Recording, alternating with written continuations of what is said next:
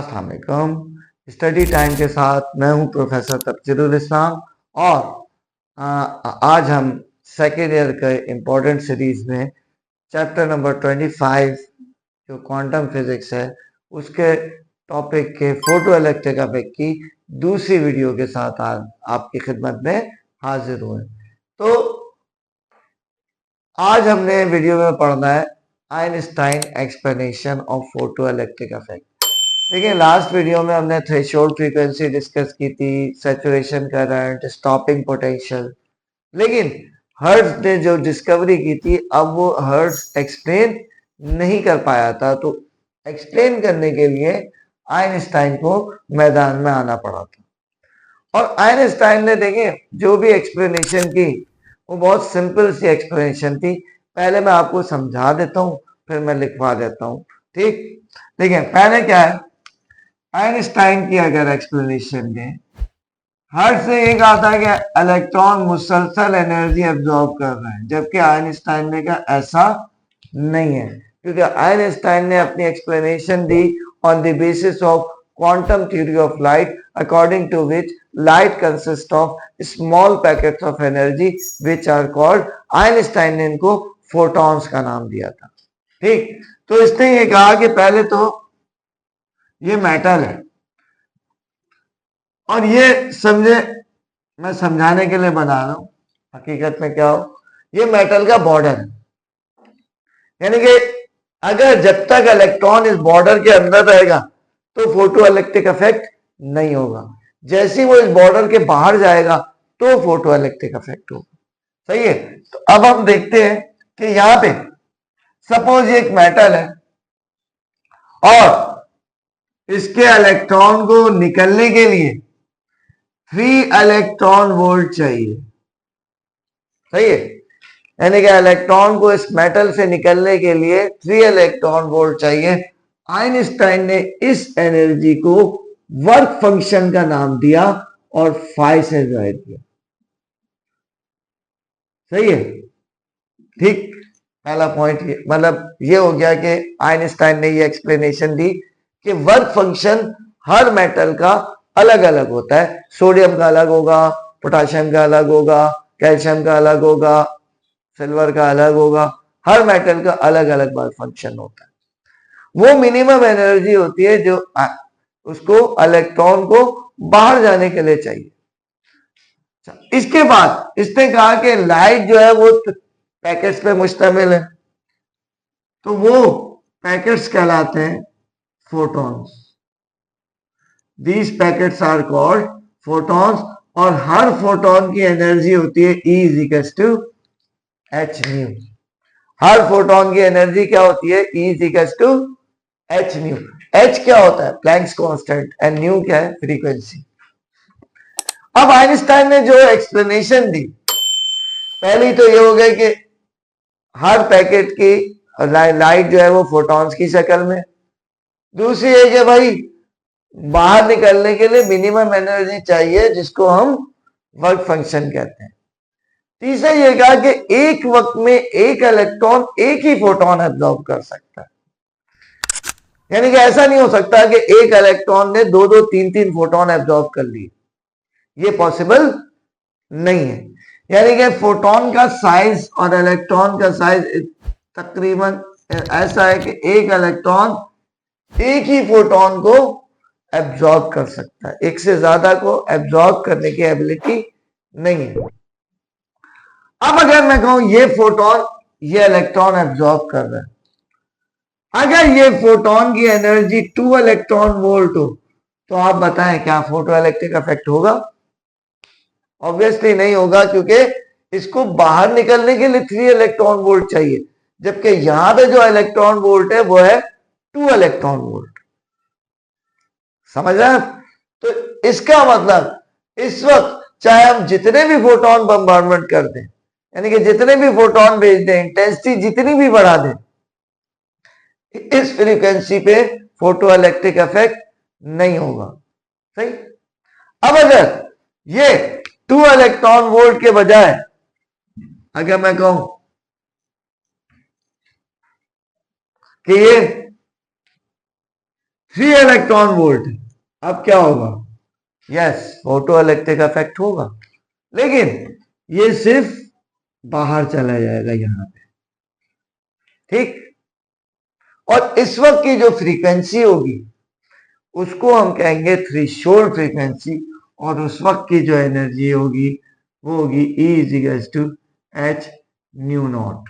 और ये दरअसल उस वक्त होगा जब फोटोन की एनर्जी वर्क फंक्शन के बराबर हो, यानी कि H nu naught is equal to 5, ठीक है। और लास्ट में अगर ये एनर्जी 3 इलेक्ट्रॉन वोल्ट भी ना हो, बल्कि ये 5 इलेक्ट्रॉन वोल्ट हो, अब क्या होगा? ऑब्वियसली इलेक्ट्रॉन बाहर आएगा। सपोज ये इलेक्ट्रॉन बाहर आएगा, 3 इलेक्ट्रॉन वोल्ट तो यहां तक खर्च हो गई, बची कितनी? 2 इलेक्ट्रॉन वोल्ट। वो बन जाएगी उसकी मैक्सिमम काइनेटिक एनर्जी। मैक्सिमम इसलिए कि बाहर निकलते ही जो एनर्जी है लाइट की वजह से वो मैक्सिमम है, आगे जाके हो सकता है एनर्जी कम हो जाए, ठीक। तो इट मींस कि maximum kinetic energy of photo electron वो बन जाएगी 2 इलेक्ट्रॉन वोल्ट। तो ये देखिए 5 पॉइंट्स हैं, तो अब लिखें 5 से 6 पॉइंट है। पहले पॉइंट में लिखें ओके। पहले पॉइंट में Einstein explain photoelectric effect on the basis of quantum theory of light, according to which light consists of small packets of energy. These packets are called photons. The energy of each photon is E is equals to h nu. The energy of each photon is E is equals to h nu, और h की value है Planck's constant, और इसकी value आपको नहीं पता तो लिख लें 6.634 इंटू 10 की raise to the power -34 joule second, ये इसकी वैल्यू, ठीक। और न्यू है फ्रीक्वेंसी। तो पहला पॉइंट तो ये हो गया। सेकंड पॉइंट क्या होगा? सेकंड पॉइंट हमने वर्क फंक्शन की बात की थी। The minimum energy required by the electron to escape out of metal surface is called work function, and it is denoted by phi. सही है। The minimum energy required by the electron to escape out of metal surface is called work function, and it is denoted by phi. Different metals have different values of work function.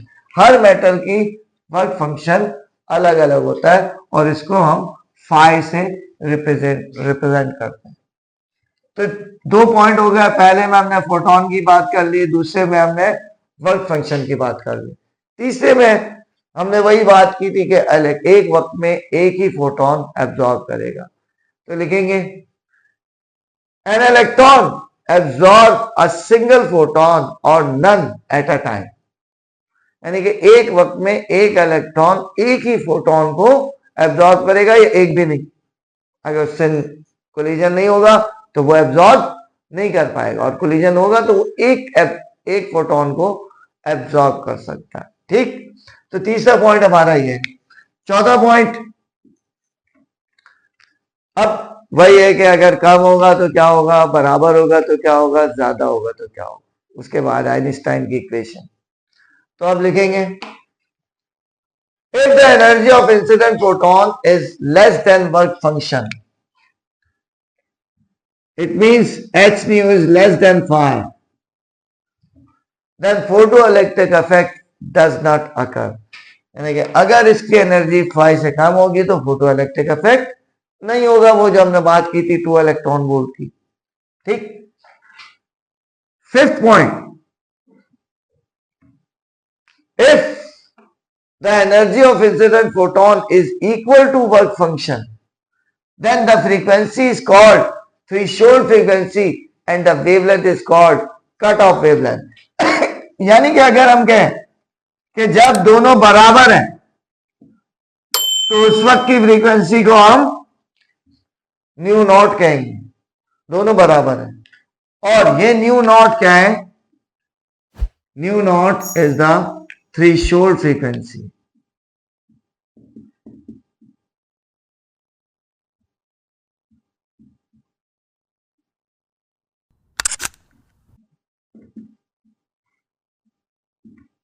और ये जिस तरह phi की value हर metal की अलग अलग होती है, इसी तरीके से थ्रेशोल्ड फ्रीक्वेंसी की वैल्यू हर मेटल के लिए अलग अलग होती है।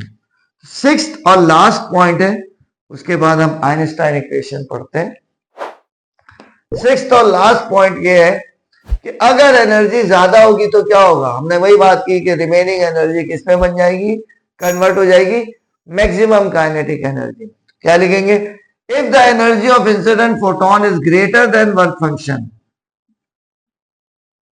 that is h nu is greater than phi, then the remaining energy will be converted into maximum kinetic energy of photoelectrons. जो रिमेनिंग एनर्जी है वो मैक्सिमम काइनेटिक एनर्जी बन जाएगी फोटो इलेक्ट्रॉन्स की। अब अगर हम आइंस्टाइन इक्वेशन की बात करें तो इन 6 पॉइंट्स की मदद से हम आइंस्टाइन की इक्वेशन को बहुत जल्दी ड्राइव कर सकते हैं। हाँ, तो आइंस्टाइन इक्वेशन में हम ये बात करते हैं कि इफ हमने कहा कि अगर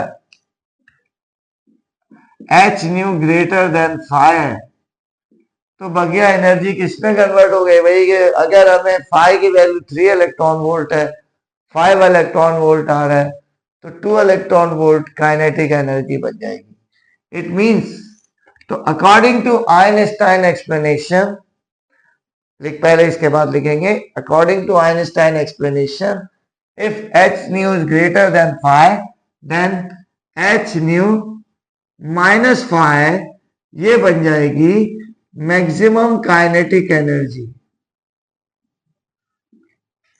और फाई इधर माइनस क्या होता जाके, या हम पुट फाई की जगह ये भी पुट कर सकते हैं h nu naught, put phi की जगह h न्यू नॉट। ये हमें पता है कि थ्रेशोल्ड फ्रीक्वेंसी ये है, तो क्या आ जाएगा? h nu minus h nu naught is equals to kinetic energy maximum. ठीक, अच्छा। अब ये काइनेटिक एनर्जी मैक्सिमम किसके बराबर होगी? देखिए, लास्ट क्लास में, लास्ट वीडियो में हमने स्टॉपिंग पोटेंशियल की बात की थी कि वो नेगेटिव पोटेंशियल जिस पे photo electric effect, photo electric current zero हो जाए। तो अब काइनेटिक एनर्जी मैक्सिमम कब खत्म होगी? जब पोटेंशियल स्टॉपिंग पोटेंशियल होगा। तो अब हम इसके बारे में लिख सकते हैं, if V naught is the stopping potential for the matter, then kinetic energy maximum ये बराबर होगी इलेक्ट्रिकल पोटेंशियल एनर्जी की। इलेक्ट्रिकल पोटेंशियल एनर्जी क्या हो जाएगा? EV नॉट, क्योंकि इलेक्ट्रॉन का चार्ज होता है E और पोटेंशियल होता है E। आपने फर्स्ट में भी पढ़ा होगा, मैट्रिक में भी पढ़ा होगा कि V बराबर होता है वर्क अपॉन चार्ज। तो वर्क की जगह तो आ गया potential energy, electrical potential energy, charge की जगह E। तो यहां से हम कह सकते हैं कि electrical potential energy EV naught हो गई। अब इक्वेशन क्या बन गई? h nu minus h nu naught is equals to EV naught. This is called Einstein equation of photoelectric effect. तो उम्मीद है आपको समझ में आ गया होगा। कोई क्वेश्चन है, कोई क्यूरी है तो आप कमेंट सेक्शन में बोल सकते हैं, बता सकते हैं, पूछ सकते हैं। ठीक, इसके अलावा आपसे गुजारिश है कि हमारे चैनल को सब्सक्राइब करें, दोस्तों के साथ शेयर करें, और अगर ये वीडियो में लेक्चर समझ में आया तो इसको लाइक जरूर करें। ठीक, इजाजत दीजिएगा। अल्लाह हाफिज।